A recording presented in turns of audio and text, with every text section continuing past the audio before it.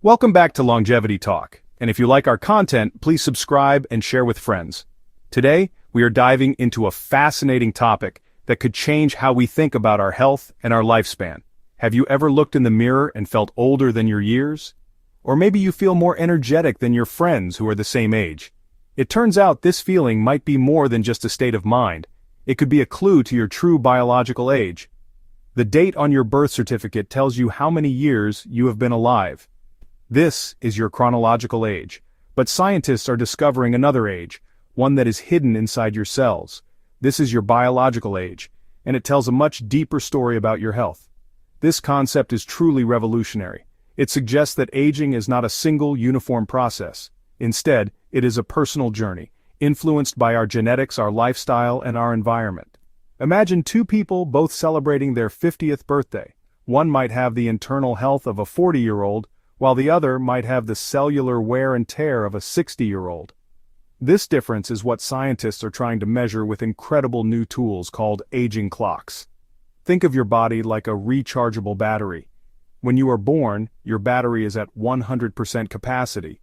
Your chronological age is just a measure of how long that battery has been in use.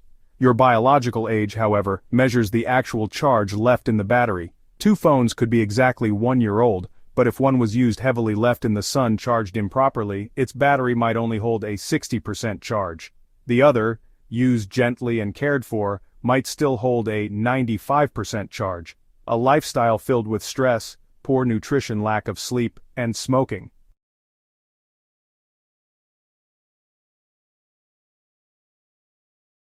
is like constantly draining your battery without giving it a chance to recharge properly. On the other hand, a healthy lifestyle with a balanced diet, regular exercise, and good stress management is like using your battery efficiently and charging it correctly. It preserves your battery's capacity, keeping your biological age low.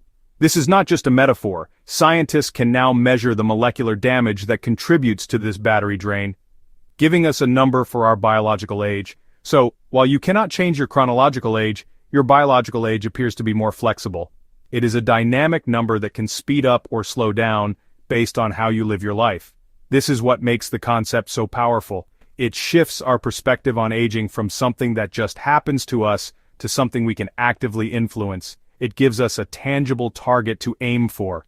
The goal is no longer just to live longer, but to live healthier for longer, to keep our biological battery charged as high as possible for as long as possible. The discovery of tools that can measure this is a true game changer. So, how do these incredible clocks actually tell your biological time? The secret lies in a combination of powerful technology and the vast amount of data hidden within our bodies. At its core, an aging clock is a sophisticated algorithm, a type of artificial intelligence known as machine learning. Think of it like a student who is trained to recognize a pattern. You show this student thousands of examples, and eventually it learns to identify the key features on its own. In this case, the student is a computer algorithm, and the examples are biological samples from thousands of people whose ages and health outcomes are already known. The algorithm is fed a massive amount of data from these samples. This data comes from biomarkers, which are measurable indicators of a biological state or condition. Biomarkers can be almost anything. The levels of certain proteins in your blood, the byproducts of your metabolism found in your urine, or the chemical tags attached to your DNA.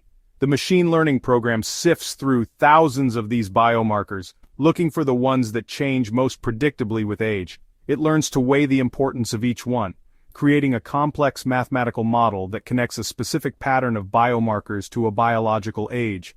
The process starts with collecting a biological sample. Most commonly, this is a simple blood test, but it can also be saliva, urine, or even a scraping of cells from your cheek.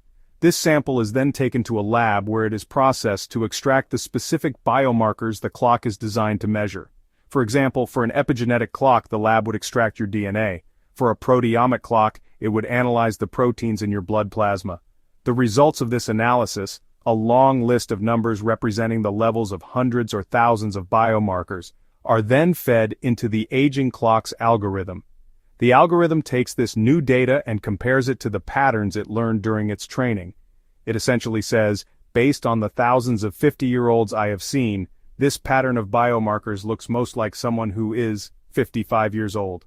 The output is a single number, your estimated biological age. It is a powerful summary of your molecular health, distilled from an immense amount of complex biological information. This ability to integrate thousands of data points into one meaningful score is what makes machine learning so essential for building accurate and robust aging clocks. It's a perfect marriage of biology and computer science. The real breakthrough, the moment the minute hand was added, came in 2013. In 2013, a professor at UCLA, Dr. Steve Horvath, made a groundbreaking discovery. He was studying epigenetics, more on that soon. He found specific chemical tags on our DNA that change in a very predictable pattern as we age. Using a large dataset of human tissue samples, he identified 353 specific locations on our DNA. He then developed a mathematical algorithm to read those patterns and estimate a person's age with remarkable accuracy. That became the Horvath clock, the first truly reliable epigenetic aging clock. It was a monumental achievement. The Horvath clock worked across many tissue types and cells. Blood, saliva, skin cells. In each case, the clock gave a consistent, accurate age estimate. It suggested a fundamental hallmark of the aging process itself, as if a universal timekeeper were hidden in our genetic code. The field was energized with a new tool and direction. Among all the different types of aging clocks, one stands out the most studied and so far the most promising: the epigenetic clock. To understand it, we first need to understand epigenetics. Think of your DNA as a massive instruction manual for building and running your body. It contains all the blueprints, the genes, for making everything from your hair to your heart cells. However, not every cell needs to use every blueprint all the time. A skin cell doesn't need the instructions for being a brain cell, for example. The epigenome is like a layer of software that sits on top of your DNA hardware. It tells your cells which genes to read and which ones to ignore. One of the most important ways the epigenome does this is through a process called DNA methylation. This involves attaching tiny chemical tags called methyl groups to specific spots on the DNA molecule. These methyl tags act like little dimmer switches for the genes. The field of epigenetic clocks has evolved incredibly quickly. In just over a decade, we have seen 4 distinct generations of these clocks emerge. Each generation is more sophisticated and insightful than the last. First generation, second generation, third generation, fourth generation. The first generation included the original Horvath clock from 2013. It was designed to predict chronological age as accurately as possible. The PhenoAge clock, developed in 2018, is the best-known example. Researchers trained it on biomarkers tied to mortality and disease, not just age. The third generation, appearing around 2020, went deeper. Clocks like GrimAge predict lifespan with chilling accuracy. Now we are entering fourth-generation clocks. They're the most ambitious yet. One important type is the proteomic clock. These clocks measure the levels of thousands of different proteins circulating in your blood plasma. Proteins are the workhorses of our cells. They carry out most of the functions necessary for life. As we age, the balance of these proteins changes. Some proteins associated with inflammation and cellular damage increase, while others associated with growth and repair decrease. Another approach is the metabolomic clock. Metabolism is the sum of all the chemical reactions in our bodies that convert food into energy and build the molecules we need to survive. Metabolomic clocks analyze the small molecules or metabolites that are the byproducts of these reactions. Finally, there are even clocks based on medical imaging. For instance, MRI-based clocks use artificial intelligence to analyze brain scans. The algorithm learns to identify the subtle structural changes that occur in the brain as we age, such as a slight decrease in volume or changes in white matter. With all this exciting science, it is natural to wonder when you can go to your doctor and get your biological age tested.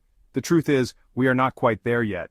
Right now, aging clocks are overwhelmingly used as tools for research. However, experts urge caution when it comes to using them for personal health decisions in a clinical setting. One of the main concerns is reliability and standardization. There are now dozens of different aging clocks available, and they can sometimes give different results for the same person. We don't yet have a gold standard clock that everyone agrees on.